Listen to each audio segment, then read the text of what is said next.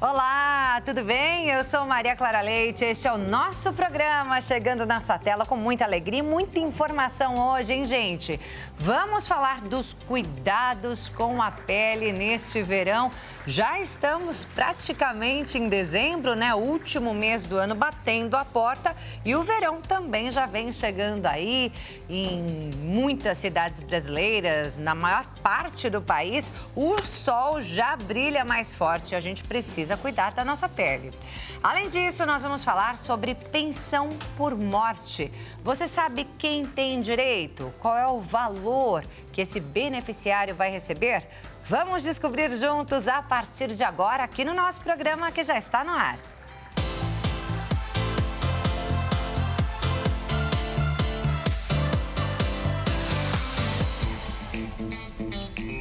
Seja muito bem-vindo ao nosso programa, uma ótima tarde para você e muito obrigada pela sua companhia. Lembrando que você pode também assistir ao nosso programa lá no site hittv.com.br. Siga a gente nas redes sociais, a mim, ao nosso programa, a Hit TV. Eu estou como Maria Clara Leite TV lá no Instagram.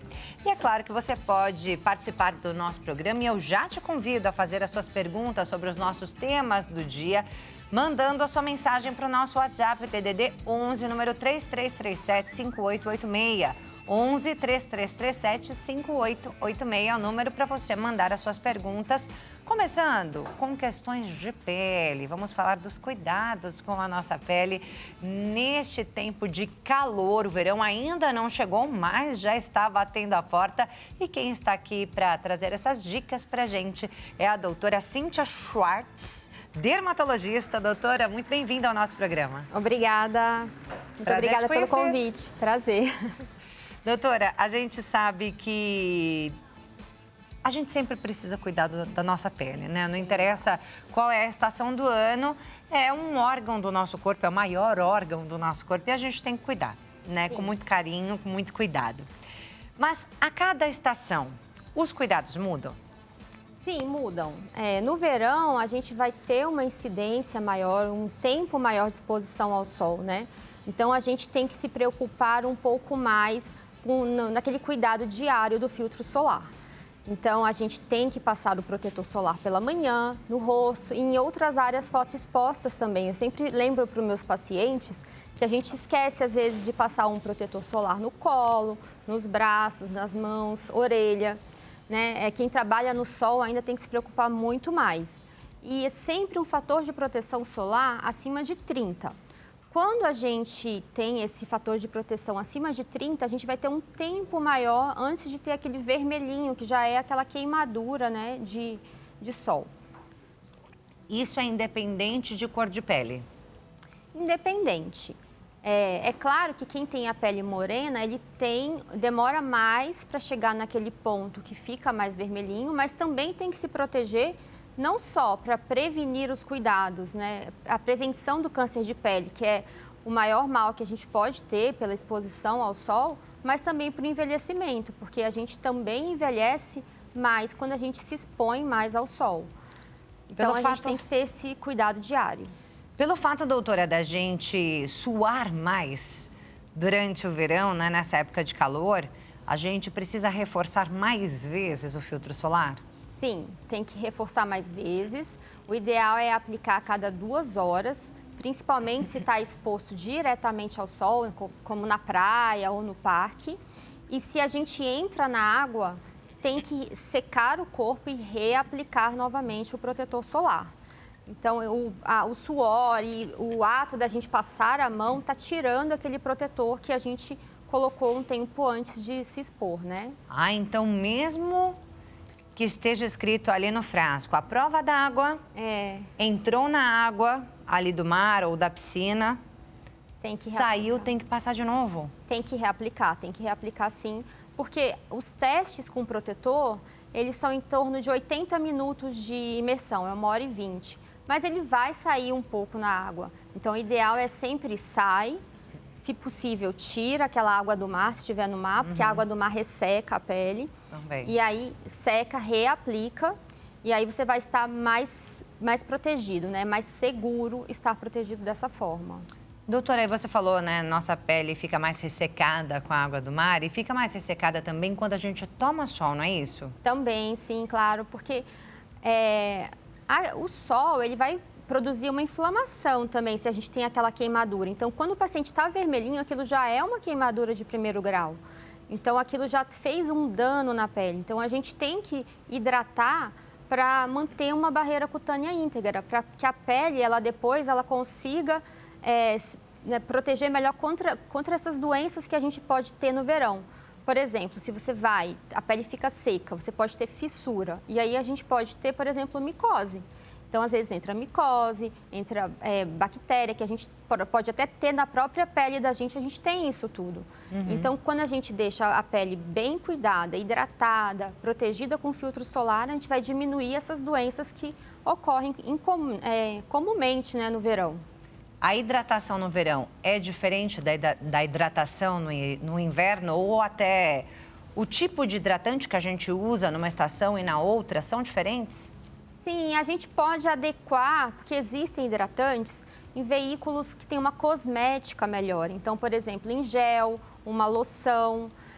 Então, fica mais fácil para o paciente aderir ao uso do hidratante se ele tiver uma cosmética mais adequada, né? Se tiver uma cosmética melhor. E aí toma um banho mais morno, um sabonete também que resseque menos a pele, com um pH mais neutro. E usa um hidratante mais levinho, mas que tenha todos aqueles ativos que a gente precisa para hidratar bem a pele e manter aquela pele saudável. E nada de bucha na hora de tomar esse banho, Nada né? de bucha. A gente não, médico, dermato, não gosta de bucha. Outra coisa importante é que às vezes a gente toma mais banho no verão por causa do calor. E também a gente está tirando esses lipídios que a gente tem na pele que protegem. Então, eu oriento meu paciente a hidratar mais também e se for tomar mais banho, não ficar passando tanto sabonete no resto do corpo. Tá. Porque o sabonete também é um adstringente, ele está tirando a gordura e a gente precisa que tenha um pouquinho de gordura também. E aí, se for tomar banho mais de uma vez, 2 vezes, 3 vezes ali no dia, sempre que tomar banho, passar o hidratante novamente. Crianças que têm pele sensível, um quadro de dermatite atópica, que é um quadro comum, também pioram no verão por causa do suor. E por esse fato de estar sempre na piscina, praia. Então, pode até hidratar antes de se expor ao sol, antes de entrar na água, passa o hidratante. Aí, meia hora antes da exposição ao sol, aplica uma quantidade correta de filtro solar, porque normalmente a gente coloca menos protetor do que é o recomendado. Então, isso é bem importante. A gente tem que colocar uma quantidade grande de filtro solar. É uma colherzinha de chá para o rosto e 3 colheres de sopa para o resto do corpo. Ninguém passa isso. Então, a gente acaba ficando um pouco menos protegido. E aí vem aquela dúvida, mas faz diferença, então, o protetor fator 30 para o 50? Nesses casos, vale. Por quê? A gente vai ter, com 50, colocando essa quantidade menor, um pouquinho a mais de proteção. Então, vale a pena, sim, investir no verão num fator de proteção acima de 50. Quanto mais, melhor. Mais, melhor. É isso aí. Você falou da dermatite e falou da micose. Sim. São doenças que se agravam nesse tempo mais quente. Sim. Existem outras? Existe. É muito comum acontecer aquelas brotoejas também, que são bolinhas vermelhinhas que nas áreas de dobra elas surgem, né? E no bebezinho é muito comum acontecer, então tem que usar roupa leve, roupa de algodão, roupa que ventila. Tem algumas doenças, como, por exemplo, as manchas de sol, melasma, que é uma coisa que é uma questão para nós, às vezes, estética, mas para a pessoa ela incomoda bastante. Então, são manchas de sol que pioram no decorrer do verão, né, pelo próprio calor. E aí a gente tem que fazer também, tem alguns cuidados a mais com quem tem melasma. E as micoses, porque a gente transpira, fica na piscina, úmido. E aí o fungo, ele gosta de ambiente quente e úmido. E aí ele vai lá e faz a festa. Então é a hora dele. Então a gente tem que ter esse cuidado, deixar o corpo sequinho, secar bem o pé depois do banho, as arinhas de dobra. É isso, né? O problema é quem fica o dia inteiro na piscina, né, doutora? É criança. Eu gosto muito de indicar para as crianças, né, para os pais comprarem aquelas roupinhas, sabe, que tem fator de proteção, sim, que é uma trama fechadinha, que aí inibe também a passagem, né, do sol e protege muito mais. É mais fácil do que você ficar toda hora reaplicando em todo o corpinho. Aí não vai ter jeito, aí põe um chapéuzinho e passa e reaplica o protetor no rosto. Tem protetor em bastão, protetor em spray para ajudar também a reaplicar. Mas saiu da piscina, seca e não fica com aquela roupa úmida. Tá. Eu acho que o problema é a roupa úmida, não é nem ficar o dia inteiro na piscina. Entendi. O problema é depois fica com a roupa úmida, aí vai almoçar, volta e aquela umidade toda acaba predispondo mesmo ao surgimento desse tipo de micose. Se for possível, é melhor trocar ali na hora que for almoçar, fazer a refeição, né? Isso. Sair um pouco da piscina, for brincar num parquinho, por exemplo, né? A gente está aqui falando das crianças, às vezes saem ali da piscina, vão brincar num parque, depois voltam para a piscina, trocar de roupa. Trocar de roupa. É isso aí, gente. Levar um pouquinho, algumas mudas de roupa a mais nessa viagem, criança precisa de mais cuidado, né? É isso aí. Doutora, alergia ao sol. Existe isso? Existe. Existe sim. A gente pode dizer que pode ser só pelo fato mesmo do paciente estar exposto ao sol ou pode ser pelo calor. E aí pode ser desde uma urticária, que é um tipo de urticária colinérgica, que dá um monte de vergão. Tem paciente que fica empoladinho e tem paciente que sente coceira, só coceira. E aí quando coça também pode aparecer o vergão.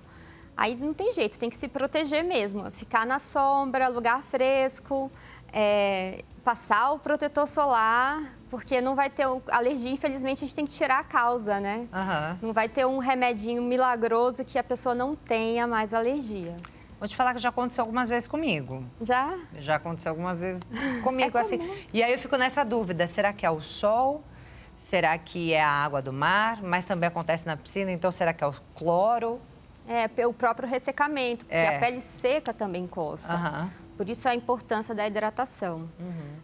Mas aí a gente tem que investigar bem, pode talvez tentar. Eu falo com meus pacientes que a melhor forma da gente descobrir cada semana tenta uma coisa. Então, para a gente tentar distinguir melhor. Mas pode ser o conjunto de tudo isso, né? O próprio sol, calor, pele seca. No meu caso, sumiu sozinho. E agora você não teve mais? Já tive, sempre, a cada verão, eu tenho alguma coisinha. Alguma coisinha. Coça, tomo sol, coça. Então, eu acho que é o sol, por isso que eu perguntei, existe isso? Existe. Não é mito. Eu acho que é o sol mesmo, é o sol. Mas passa, sai sozinho. Eu vou hidratando com um hidratante normal e vai embora. Você tem só coceira ou dá marquinha, dá bolinha também? Ó, gente, consulta já. Consulta grátis com a doutora, aproveitando essa oportunidade. Não, mas é bom, porque outras pessoas vão ver e vão se identificar. Não, fica vermelho mesmo, fica vermelho. Ficam umas manchinhas vermelhas, assim, sabe? Eu recomendo a esses pacientes até tomarem meia hora antes de ir ao sol, à praia, tomar um antialérgico. Ajuda muito. Mas vai sempre no médico para ver, gente. Mas olha, eu não sabia disso. Alivia. É bacana tomar antialérgico? Viu que começou ali? Meia horinha antes. Até você sabe que você sempre vai à praia e tem esse tipo de reação. Meia horinha antes. Toma um antialérgico. Bom saber. É uma coisa que a gente pode manejar para você ter um dia mais feliz na praia. É isso aí. E aí eu queria entender, se a pessoa se identifica com essas questões que nós falamos aqui agora, qual o momento de buscar um especialista? Tem que buscar assim que os sintomas aparecem, os primeiros sinais e sintomas. Então, você viu que a pele não está normal, saiu alguma mancha vermelha que coça, está com coceira em algum lugar diferente, a pele está áspera, manchas irregulares, tem que ir no dermatologista, porque ele, na consulta, que vai conseguir, pela conversa, que é a anamnese e o exame físico, fazer o melhor diagnóstico, né? E a gente tem que ficar muito atento ao câncer de pele, que é uma das coisas mais graves e comuns que acontecem com a exposição solar crônica. E no caso, o sinal seria a mancha?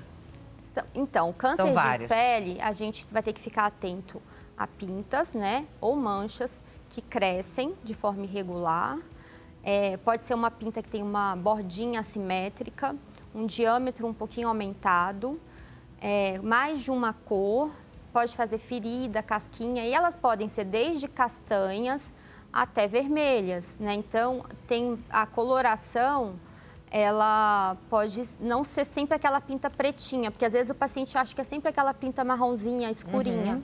Mas tem câncer de pele? Não, que ele é vermelhinho, tem vasinho, é uma feridinha que não cicatriza. Então, a gente tem que ficar atento a isso tudo. Mas viu uma pintinha, uma mancha que está diferente, tem que ir no médico. Tem que, principalmente se já tem na família história de câncer de pele. Tá. Acne aumenta também nessa época do ano, Sim, devido à oleosidade? E existe a acne solar pelo próprio sol. É mesmo? Sim, que é uma condição bem comum. E aí o paciente chega, às vezes está o tronco inteiro cheio de bolinha vermelha, bolinha de pus.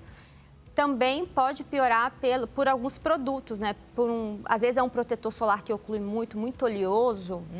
E aí ele também pode fazer essa obstrução. Então, usar um protetor que tem um veículo mais leve ajuda e proteger do sol. É isso aí. Cuidados especiais com as áreas mais secas do corpo. Então, por exemplo, joelhos, cotovelos, né? Talvez os pés, as mãos, a boca. Sim, existe protetor labial com fator de proteção, que é muito interessante usar, porque é muito comum ter câncer de pele na mucosa, no lábio, nariz, orelha, porque são áreas que a gente esquece de proteger. Então, tem que lembrar sempre. Boné, para quem tem calvície, também é muito importante. E aí a gente pode passar protetor também. E passar o protetor. Na tem cabeça. Protetor em spray. Às vezes, quando tem um pouco de cabelo, coloca spray ou então num boné. E aí usar um hidratante um pouquinho mais espesso. Existe hidratante que é específico, né, para áreas de dobras. Eles são à base de ureia, eles são mais espessos, então eles penetram melhor e também ajudam a tirar aquele áspero. Então é bem bom ter um hidratante mais grossinho para essa região. Hidratação começa de dentro para fora? Sim, claro. Vamos lembrar disso, né, doutora? É importante também lembrar de beber tomar água. Aumentar a ingesta hídrica é muito importante. Alimentos também, né, que são mais leves. Existem alimentos que têm beta-carotenoides, né, como a cenoura, alimentos cítricos, que ajudam também a ter um bronzeado saudável e tem antioxidantes, né, então também ajudam a proteger. Então, a gente pode melhorar a qualidade da nossa alimentação para a gente também ter um bronzear, não se bronzear, porque dermato a gente não bronzeia, mas ter uma qualidade de pele melhor no verão, porque vai ajudar. E beber mais água. Existe alguns sprayzinhos de água termal que acalmam a pele para quem tem uma pele bem sensível, é bom. Usar chazinho, às vezes, de camomila, depois que está vermelhinho, pode fazer compressinha para acalmar a pele.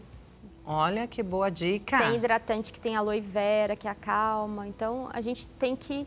Mas eu sempre falo, o melhor é a prevenção, porque não só pelo câncer de pele, a gente está envelhecendo a pele, a gente está destruindo o colágeno. E o que a gente quer quando a gente é mais velho? Colágeno. É isso. A gente quer uma pele firme, sem mancha.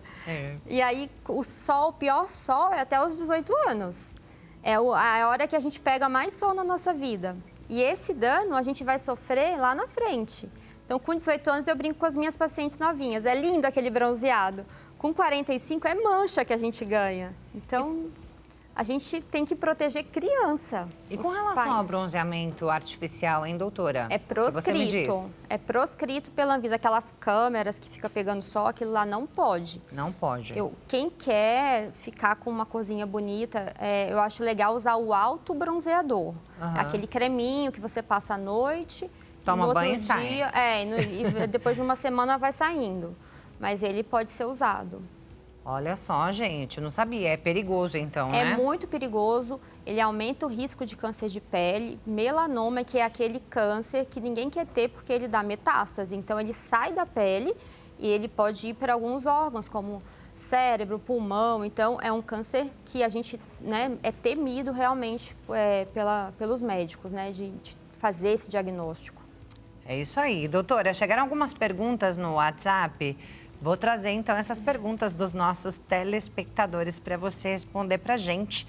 Primeira pergunta do Walter, ele diz: olá, gostaria de saber se descamação nas mãos e pés seria falta de hidratação ou falta de alguma vitamina? A descamação pode ser desde uma micose, por quê? Pode acontecer descamação no pé, que é uma micose, que às vezes está até na unha, é muito comum, e aí ela dá uma irradiação, que descama a mão também. Pode ser falta de hidratação, pode ser doenças como psoríase, mas normalmente não é falta de vitamina, tem que ir no médico avaliar, tá? E pode ser até uma dermatite, uma alergia, por exemplo, a algum produto que você usa no dia a dia. Não tem relação com falta de vitamina? Não. E tem muita gente que acha que é ácido úrico também, que é um mito. Às vezes o paciente fala, eu tenho ácido úrico porque eu descamo. Isso é mito. É isso aí. Obrigada, Walter, pela sua participação. A próxima pergunta é da Nanda. Ela diz: boa tarde, doutora e Clara. Nos últimos dias de muito calor, meu filho de 3 anos acordou com coceira no corpo todo. Até apareceram umas bolinhas, mas depois sumiu. O que pode ser?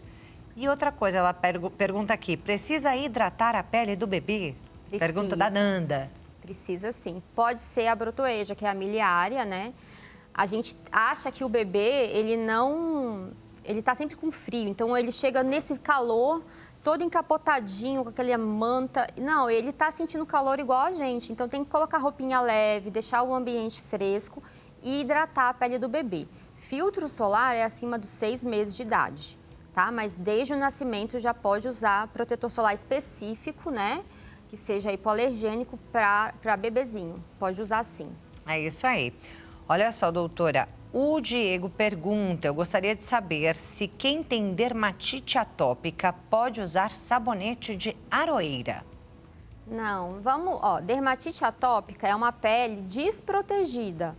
Vamos colocar na cabeça que é uma pele muito sensível, então a gente tem que usar o mínimo de sabonete dermatológico que hidrata a pele para restituir essa barreira, porque o paciente tem uma deficiência natural de hidratação. E aquele banho de 2 minutos, eu falo que dermatite atópica é igual a pouco banho. E sempre hidratar depois. Hidratante sempre sem cheiro, específico também para a pele atópica, tá bom? Então, no verão, os atópicos, eles costumam ter muitas feridas nas dobrinhas, por causa do suor, porque eles acham que não precisa hidratar. Mas tem que hidratar também e vamos usar um sabonetinho suave, dermatológico, pH neutro e pouco sabonete. É isso aí. Perguntinha do Jean, doutora. Ele diz: olá, toda vez que o tempo está muito quente, meu pescoço fica vermelho, coça muito e depois fica com aspecto de queimadura. Seria alguma alergia ao suor ou falta de hidratação nessa área? Precisa buscar um especialista, né, doutora? Ele precisaria vir em consulta para a gente entender, mas pode ser essa reação característica mesmo de suor? De brotoeja, porque a dermatite pode ser uma dermatite atópica que ele não foi diagnosticado. Tá. E aí tem que hidratar e usar o filtro solar também. Mas o ideal é ele passar em consulta para a gente entender se isso acontece em outras regiões, há quanto tempo acontece, né? Última perguntinha que a gente tem aqui é da Laila. Ela diz: boa tarde, tenho um problema de pele seca. Já consultei vários especialistas, usei cremes diferentes, mas nada resolve. O que você me orienta, doutora? É isso, assim, a pele seca é natural da pessoa. Tem que hidratar mais, tem hidratantes excelentes. Então, muitas vezes esse paciente está hidratando com uma quantidade pequena. De hidratação e às vezes não é um hidratante específico, às vezes é um hidratante que é mais cheiroso, o banho tem que ser bem rápido, morno, pouco sabonete.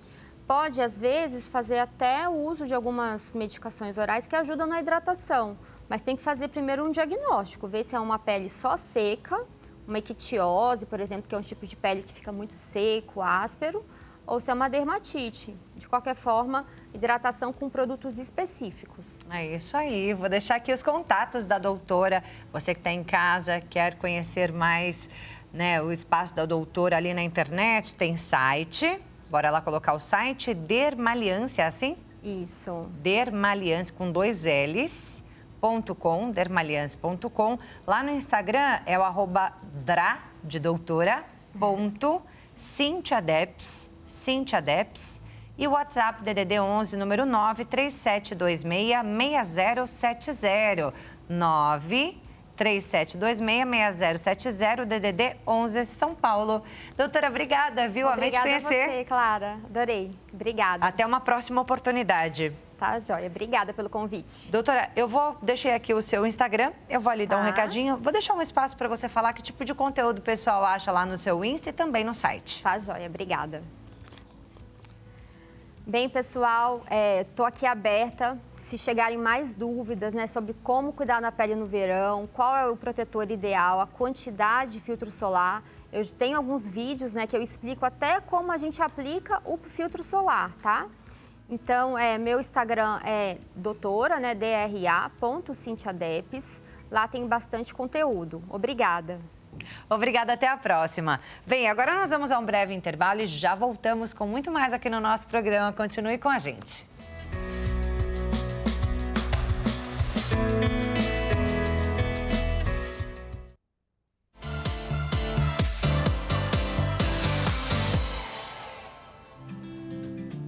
Já estamos de volta com o nosso programa. Mais uma vez, uma ótima tarde a você que nos acompanha e muito obrigada pela sua companhia. Hoje aqui a gente está falando de saúde, falamos dos cuidados com a pele neste verão que já está batendo a porta. E agora é hora de falar sobre pensão por morte. Sim, nós vamos falar sobre esse assunto agora. A gente vai entender, né? Quem tem direito à pensão por morte? Quem são as pessoas que têm direito? Será que o cônjuge? Será que aquele parceiro que não é casado? Será que, por acaso, de repente, o filho, né? E até que idade esse filho vai ter direito à pensão por morte? E quando tem direito, até que valor? Será que tem direito a 100% dessa pensão? Não é 100% dessa pensão, 60%, 70%?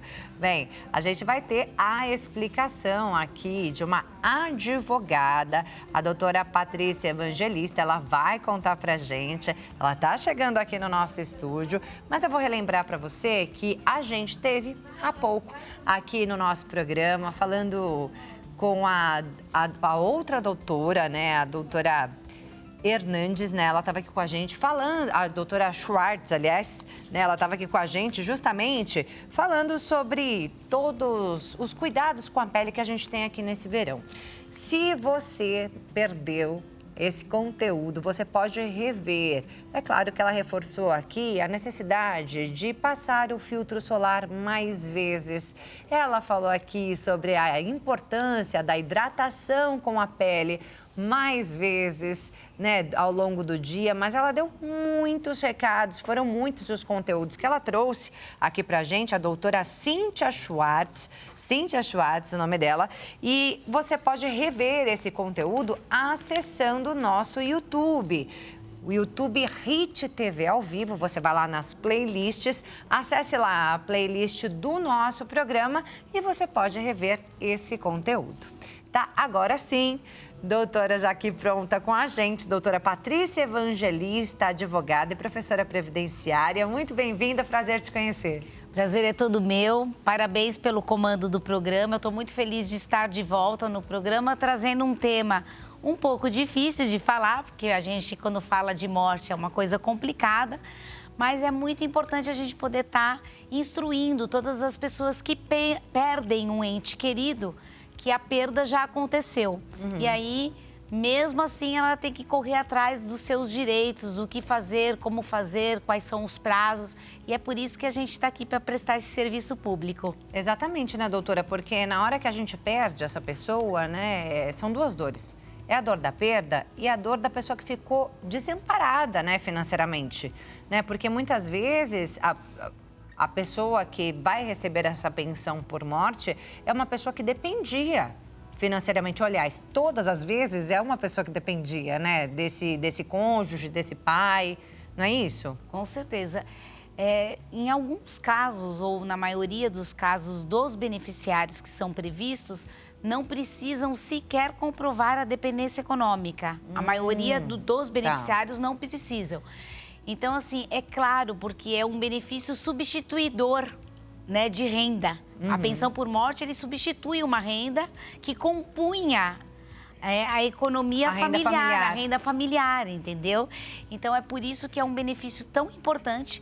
E também é muito importante a gente informar que, dentre os protocolos existentes na Previdência Social, uma das prioridades de concessão é a pensão por morte. Ah, que bom, né, doutora? Até porque é uma necessidade que precisa continuar a ser suprida ali, né? As contas não param de chegar, na verdade. É verdade, não é porque a pessoa faleceu, né? Aquela pessoa que era o arrimo de família, não é porque ela faleceu que as contas vão parar de chegar. Exatamente. Ninguém vai entender isso. Então, se a pensão por morte não chegar logo, aquela família vai ficar numa situação financeira muito complicada. Exatamente isso. Por isso que, assim que houver o falecimento, por mais que seja muito complicado, você está num momento muito difícil de ter perdido alguém que você ama, mesmo assim você tem que correr, buscar os documentos, dar entrada no seu benefício para que você consiga a concessão o mais rápido possível, né? É isso aí. Você que está em casa, tem alguma dúvida sobre esse assunto, você pode mandar sua mensagem para a gente no nosso WhatsApp. O DDD é 11, número 3337-5886. 3337-5886 é o número aqui do nosso WhatsApp para que você possa participar e enviar a sua pergunta sobre esse tema pensão por morte. Doutora, quem tem direito? Vamos lá. Olha, quem tem direito? Na primeira linha de dependência estão cônjuges, companheiros e companheiras, né? Pessoas que vivem em união estável e têm que fazer a prova da união estável, filhos de até 21 anos ou filhos inválidos sem limite de idade e pessoas que tenham deficiência, que pode ser uma deficiência intelectual, pode ser deficiência física, né? Desde que comprove a deficiência e que comprove que essa deficiência impede a pessoa de concorrer no mercado de trabalho, de trabalhar, e aí terá direito ao benefício, tá? Essa linha de dependência, por ser a primeira, não precisa comprovar dependência financeira. Não precisa comprovar dependência financeira, nem econômica, né? Que a gente chama. Por quê? Porque ela é presumida. Tá. Só as duas demais linhas de dependência que tem que fazer a prova da dependência econômica, que seria os pais, que são os ascendentes, né? Que tem que comprovar a dependência econômica, e os irmãos na terceira linha de dependência, que podem ser os irmãos até um limite de idade ou aquele irmão que também tenha problemas de saúde, tenha algum tipo de invalidez ou alguma deficiência. Esse também precisa comprovar a dependência econômica obrigatoriamente. Mas uma coisa muito importante de a gente falar é o seguinte: se eu preencho a primeira linha de dependência, as demais ficam excluídas. Então, se eu sou casada, eu faleço, deixo meu marido e os filhos, se já preencheu essa linha, ele não transfere depois para os pais e depois para os irmãos. A linha, uma vez preenchida, ela se esgota ali naquele momento, né? Porque senão eles teriam que pagar benefício ad eterno para cada beneficiário que ficaria na linha de dependência, né? Do INSS. Então, uma vez preenchido, as demais estão excluídas, tá?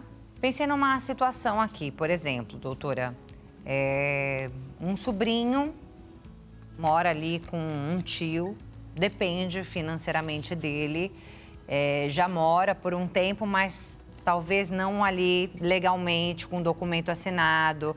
Acabou, sei lá, um sobrinho que morava longe, veio morar com o tio e passou a ser dependente desse tio, não tem pais, de repente. Esse sobrinho, se esse tio falece, ele consegue esse direito ou não? Então, na verdade, esse tio teria que deter a guarda desse sobrinho. Aí conseguiria discutir o direito de receber a pensão por morte. Você não pensou nisso antes? Mas eu quero falar uma coisa muito interessante, que aí a gente vai conversando, vai alinhando algumas coisas.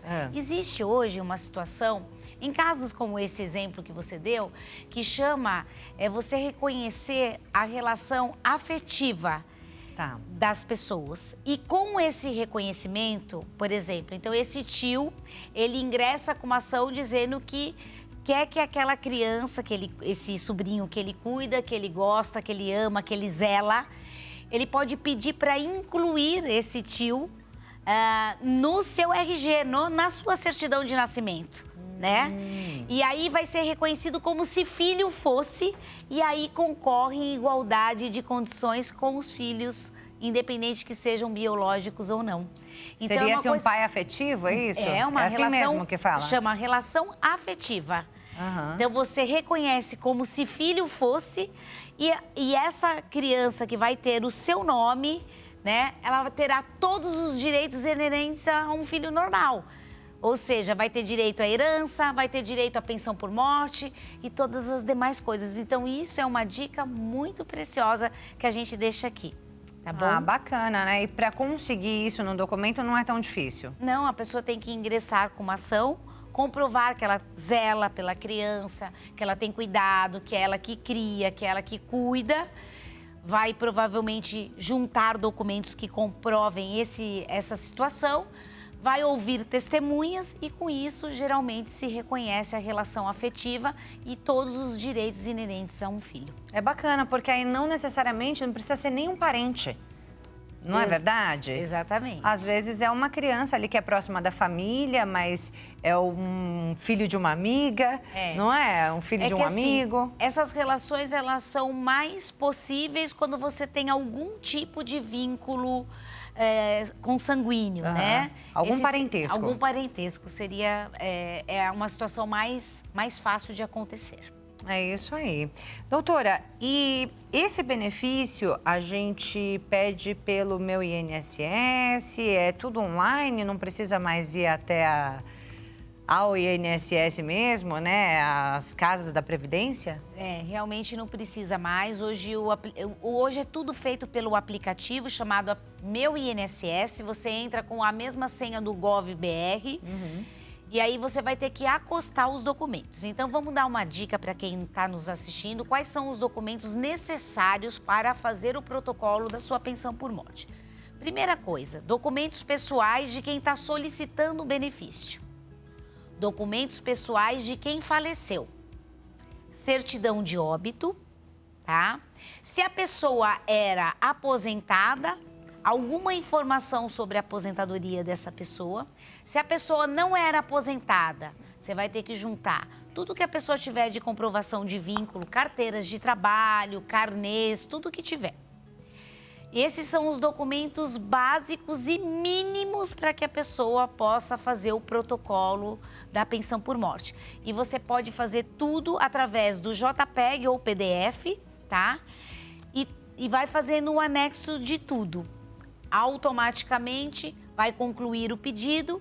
Se o INSS entender que é necessário acostar mais documentos, ele faz uma exigência, tá? Ele faz uma exigência, coloca isso na plataforma e dá um prazo de 30 dias para que você regularize essa exigência para que o processo prossiga. Nos casos que as pessoas querem comprovar uma união estável, além desses documentos que eu acabei de falar, é preciso juntar as provas da união estável também, que seria interessante. Fotos do casal, um convênio médico juntos, uma compra de um imóvel juntos, uma conta corrente conjunta, uma conta que pode ser também poupança, não importa, né? Alguma relação de dependência no imposto de renda, que você coloque o seu cônjuge ou vice-versa como dependente no imposto de renda, também é uma prova. Existem várias provas que você pode se utilizar para poder fazer a comprovação da união estável e ter direito ao benefício de pensão por morte. Eu vi que teria alguma documentação necessária em caso de acidente de trabalho? Sim, aí você pode acostar toda a documentação referente ao óbito, né? O que aconteceu. Provavelmente a empresa também fornecerá algum documento da rescisão em função do acidente do trabalho que gerou o falecimento. E aí você pode juntar tudo isso na plataforma. Só não pode passar de 5 MB. Então, se o arquivo é muito grande, você reduz ele ou divide e vai encaminhando aos poucos na plataforma do aplicativo do Meu INSS. Tem um prazo para a pessoa fazer a solicitação? Isso é muito interessante também. Por quê? Nós temos um prazo para as pessoas que não têm nenhum... até uma certa idade, ela tem 90 dias para dar entrada no pedido de pensão. E quando o benefício for concedido, ele retroage à data do óbito, tá? Tá. Agora, se é uma pessoa que é menor de 16 anos, eles estendem o prazo para 180 dias, né? Porque provavelmente essa pessoa que já é ou é criança ou é um adolescente, ainda não tem capacidade de fazer esse serviço sozinho, depende de um representante legal. E aí a pessoa tem que reunir esses documentos para dar entrada, por isso que eles estendem. Porque eles entendem que essas pessoas que têm até 16 anos são considerados menores impúberes. Então tem o direito de ter esse prazo estendido, mas também se der entrada dentro do prazo de 180 dias, quando for concedido, recebe desde a data do óbito também. É retroativo, né? É retroativo.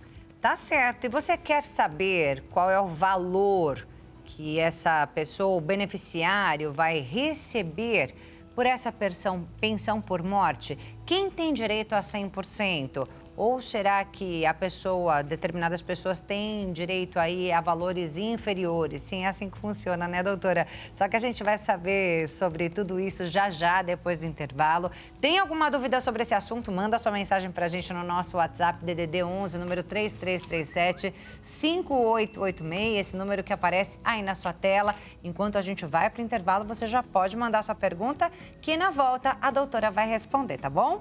Até já!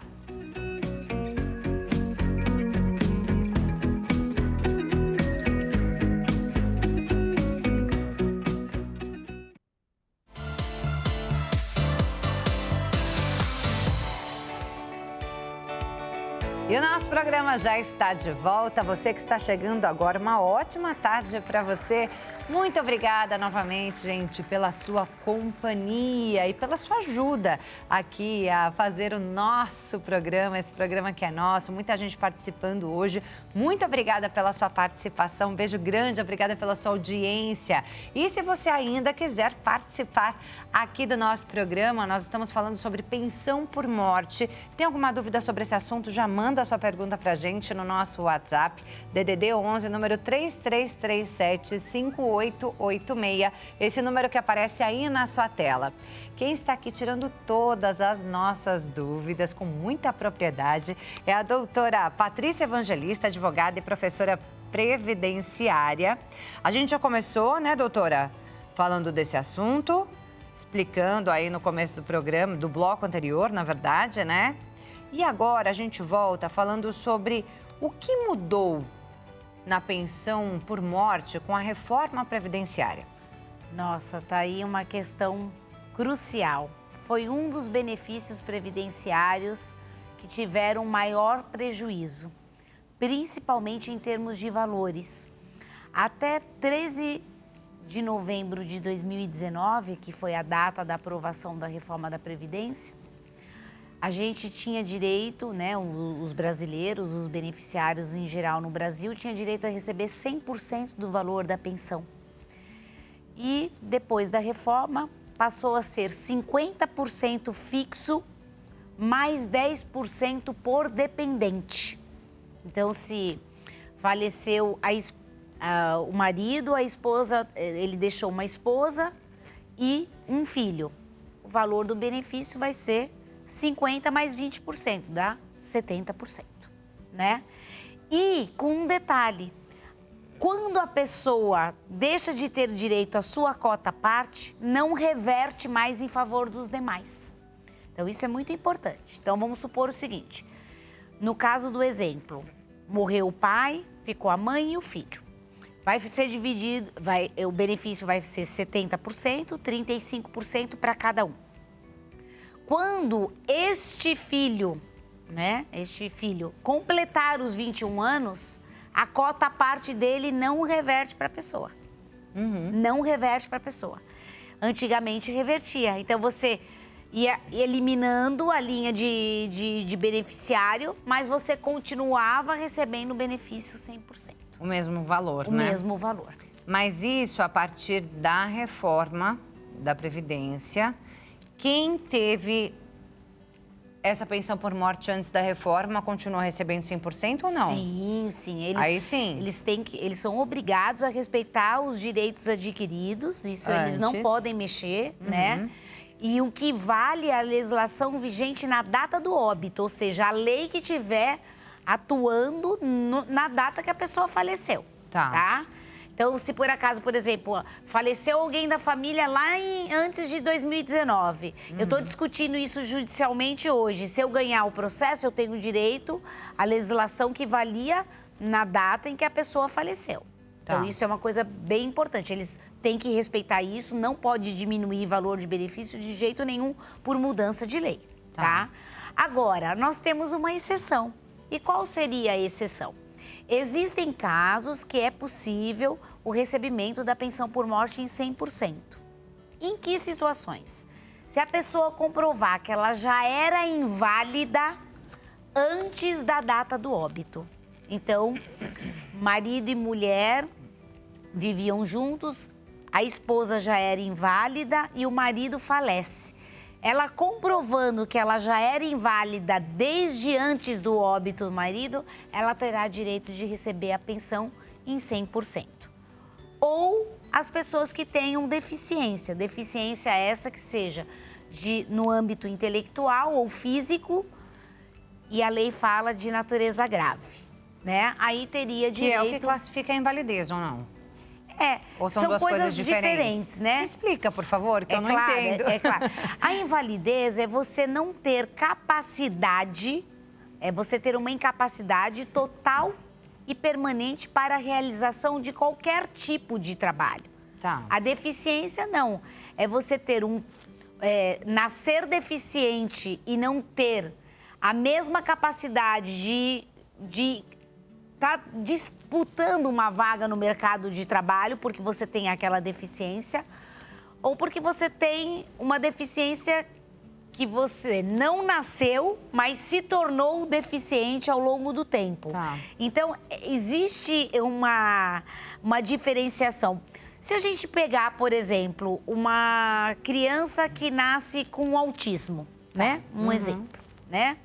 Então, ela já nasce com autismo, então ela já tem, dependendo de como for o nível, o grau de autismo, ela nunca vai poder concorrer no mercado de trabalho nem com a deficiência. Existem pessoas que têm a deficiência, mas conseguem concorrer no mercado de trabalho. Aliás... São muito inteligentes, inclusive. Muito. Aliás, mais do que muitas pessoas que não têm esse tipo de deficiência.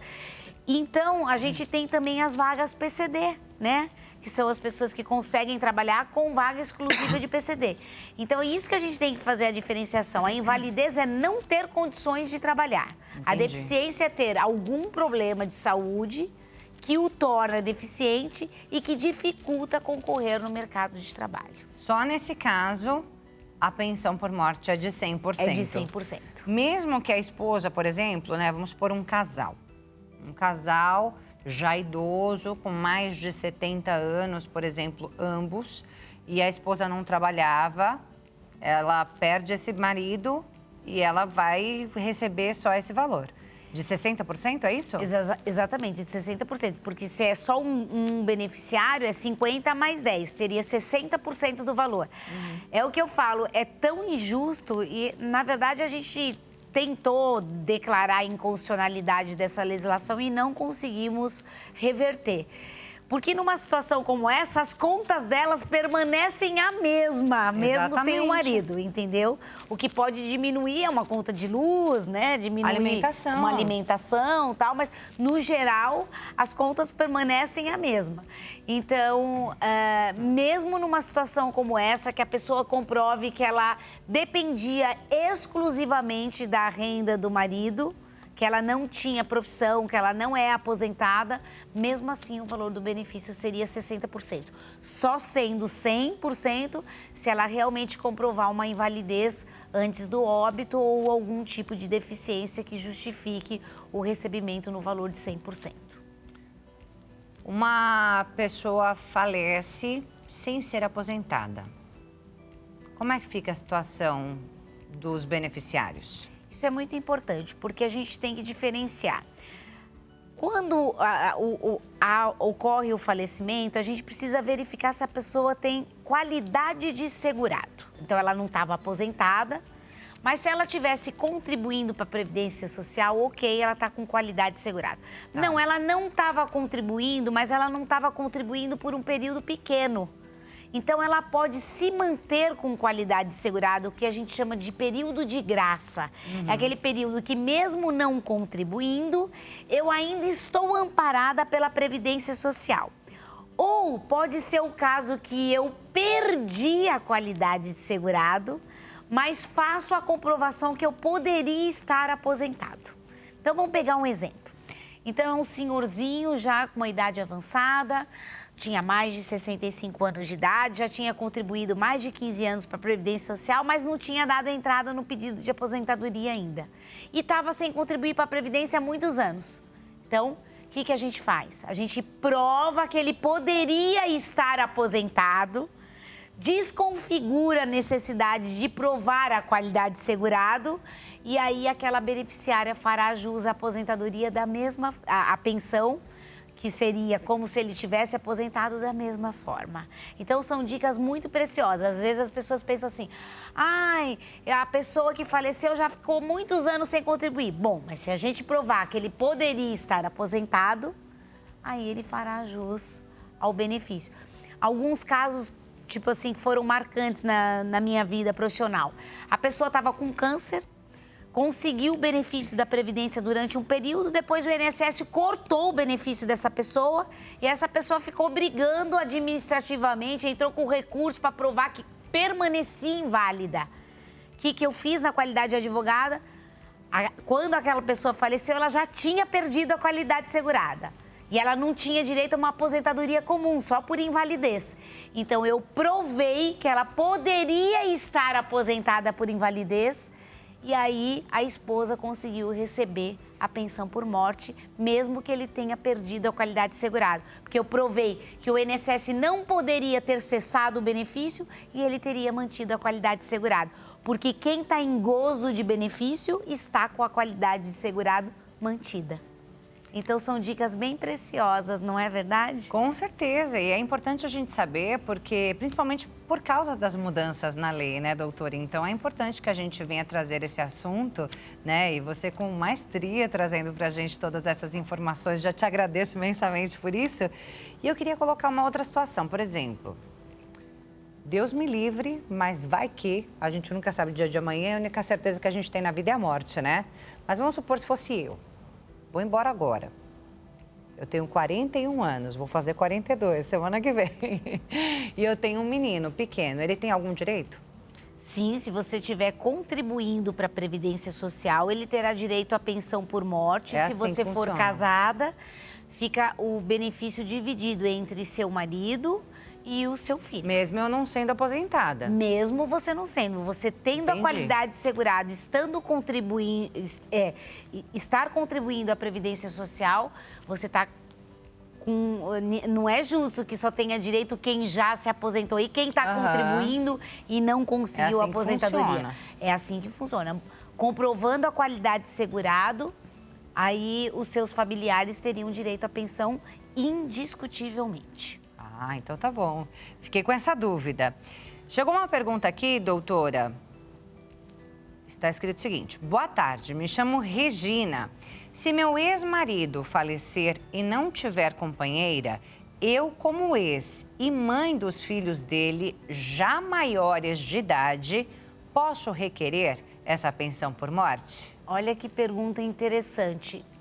A pessoa que é separada de fato ou de direito, porque está separada judicialmente, ou divorciada, só terá direito à pensão e a concorrer em igualdade com os demais beneficiários se ela provar que ela recebia pensão alimentícia em vida. Tá. Que são duas pensões diferentes. Uma coisa é a pensão por morte, outra coisa é a pensão alimentícia.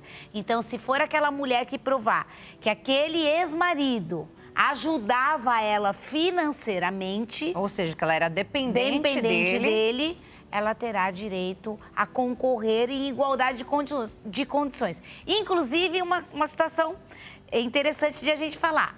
Se ele deixou a ex-mulher que era dependente e a atual esposa também provar, né, que é esposa, esse benefício será rateado entre as duas. Olha, Tá? entendi. Então, respondida a pergunta da Regina, obrigada pela sua participação. Agora chegou uma pergunta sem identificação, doutora. A pessoa fala o seguinte: meu marido não trabalha registrado e não paga também o INSS. Eu tenho direito à pensão? Então, se ele vier a falecer, não. De Não jeito tem nenhum. direito. Porque a gente tem que pensar muito uma coisa, Maria Clara, né? Isso. Que as pessoas confundem um pouco a questão da Previdência. A Previdência, ela tem como característica principal a contributividade. Então, só tem direito a benefício previdenciário quem contribui. Então, assim, se o marido dela não contribui, não paga o INSS, se acontecer qualquer coisa com ele, ela está totalmente desamparada. Por isso é tão importante verter contribuição para a Previdência. E a gente fala, nem que seja sobre o salário mínimo, nem que seja sobre o menor valor possível, mas não deixar de contribuir jamais. Inclusive, esse valor da pensão por morte, ele não pode ser menor que o salário mínimo, né? Não pode, ele não pode ser inferior ao salário mínimo. Ele tem que ser, no mínimo, o mínimo. Exatamente, no mínimo o salário mínimo, isso. que hoje é R$ 1.412. É isso aí. Perguntinha aqui, doutora, da Rosângela. Ela diz: quem recebe pensão pode casar de novo sem perder o benefício? Outra pergunta extremamente importante. Por quê? No mundo previdenciário do INSS, pode. O fato de você casar, você não perde o direito ao seu benefício, de novo. Mas, no âmbito do serviço público, que são o regime próprio de previdência dos servidores, você não pode se casar. E nem viver em união estável. Né? Se eles descobrem, aí você pode perder o benefício. Tá? Pergunta da Nalva. Vamos lá. Gostaria de saber como ficam as dívidas depois que a pessoa morre. Passam para a pessoa que receberá a pensão? Então, se for dívidas de empréstimos consignados do benefício da aposentadoria da pessoa, eu entendo que ela morre com o falecimento da pessoa. Né? Então, assim, a dívida morre com aquela pessoa. Por quê? Porque ninguém é obrigado a assumir uma dívida que não seja sua. Agora, a gente tem que deixar muito claro que se a pessoa faleceu e deixou dívidas que não sejam de empréstimo consignado, talvez sejam objeto do inventário. Aí a gente não pode confundir uma coisa com a outra. Uma coisa é o direito previdenciário, outra coisa é o direito civil e família e sucessões. Quando a gente herda alguma coisa de alguém que morre, a gente herda as coisas positivas e as coisas negativas. Então, a gente herda imóveis, mas a gente herda dívidas também. Né? Então, isso tem que ficar muito claro, tá bom? Exatamente. Agradeço muito a participação de vocês, viu, gente? Tem mais perguntas chegando aqui, Vamos viu, lá. doutora? A Carla pergunta: quem recebe pensão por morte tem direito a 13º? Sim, tem direito a 13º, sim. A pensão por morte é um benefício, assim como a aposentadoria. Ela gera direito a 13º e o governo tem feito o pagamento do 13º em 2 parcelas, né? Geralmente uma no primeiro semestre, no finalzinho do primeiro semestre, e outra no finalzinho do segundo semestre do ano, tá? Então, teve períodos que eles pagavam o 13º só no final do ano e agora eles dividem em 2 parcelas, pagando na metade do ano e depois no final do ano. É isso, Mas igual tem direito, a aposentadoria normal, né? Exatamente, normal. A Osana pergunta, doutora: se o esposo paga MEI, em caso de fatalidade, tem garantia de pensão para a esposa e filhos, crianças? Ou é bom a esposa também pagar a MEI? Então, vamos lá, tem garantia sim. Porque o período de MEI que você recolhe, você está recolhendo como contribuinte individual. E na qualidade de contribuinte individual, você tem direito aos mesmos benefícios. A única coisa é que o valor do benefício vai ser salário mínimo. Porque na qualidade de MEI você contribui 5% e não o percentual normal. É tipo, foi algo criado pelo governo com a intenção de que a pessoa pague um pouquinho a menos, mas ela só faz jus a benefício salário mínimo. Tá? É isso Então tem aí. que tomar cuidado com isso, tá? É isso aí, então, minha gente. Respondidas as perguntas, doutora Patrícia Evangelista, advogada e professora previdenciária. Vou colocar aí na tela para vocês o Instagram, Dra Patrícia Evangelista, como você está vendo aí, e também o @etpr.advogados, certo? etpr.advogados são os dois canais aí para você entrar em contato com a doutora Patrícia, acessar os conteúdos que ela coloca lá na rede social. Obrigada, foi um prazer te conhecer. O prazer foi todo meu, espero que tenha sido de grande valia essas dicas de hoje, tá bom? Com certeza, e não teria como ser diferente, né? A você que ficou com a gente, muito obrigada pela sua companhia. A você que participou, muito obrigada pela sua participação aqui no nosso programa. Uma ótima tarde para você, bom fim de semana. Beijo grande e até a próxima. Tchau, tchau.